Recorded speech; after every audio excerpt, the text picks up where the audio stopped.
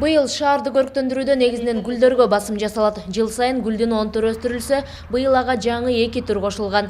Алар сары түстөгү Канна жана Георгина гүлдөрү. Ошондой эле гүлдөрдү бир формага салып өстүрүү жагы пландалууда. Шаарда 4 гектар гүл өстүрүлүүчү аянт болсо, баарында тамчылатып сугаруу жагы жолго коюлган. Эми анда Чехиядан алынып келинген карлик гүлдөр өстүрүлөт.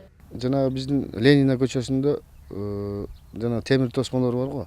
Ошолорго горшок менен гүлдөрдү ошо илип өстүргөн атабыз быйылкы жылы. Булар өсүп чыккандан кийин аны пикировка деп коет, аны бирден алып ар бир стаканга отургузуп чыгат. Жалал Абад шаарын көрктөндүргөн гүлдөр мына ушул күнөсканада өстүрүлөт. Жалпысынан бул жерде 8 гүлдүн түрү жана 100 миңден ашык даана гүлдөр өстүрүлөт. Бүгүнкү күндө 4 түр гүлдүн уругу себилип даярдалды. Мындан сырткары быйыл ийне жалбырактуу дарактар көбүрөөк отургузулат. Кечээ шаардын Борбордук көчөсүнө 2 метрлик 196 даана арча көчөттөр тигилди. Ошондой эле мындай Саамалык, Эркиндик жана Жусупбек Бакиев көчөлөрүндө да жүргүзүлмөкчү. Жалпысынан 240 миң сомдук тендер жарыяланып, аны Азро Групп жоопкерчилиги чектелген коому жеңип алып, 400 даана арча алып келген. Ленина көчөсүнүн былтыры расширение кылганда атайын ошондой жер калтырып кеткенбиз.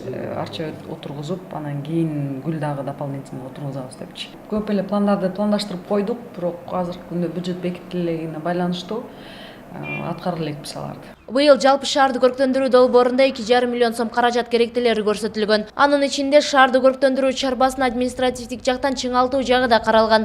Бирок алгылыктуу эч кандай иш жасалбай, баарысы долбоор боюнча эле турат. Анткени шаардын бюджети бекитиле элек. Ал эми былтыркы жылы 1 миллион 800 миң сом каражат көрктөндүрүүгө сарпталган. Кылымжан Азамат кызы, Шайыр Зайырбек уулу, Ынтымак, Жалал Абад шаары.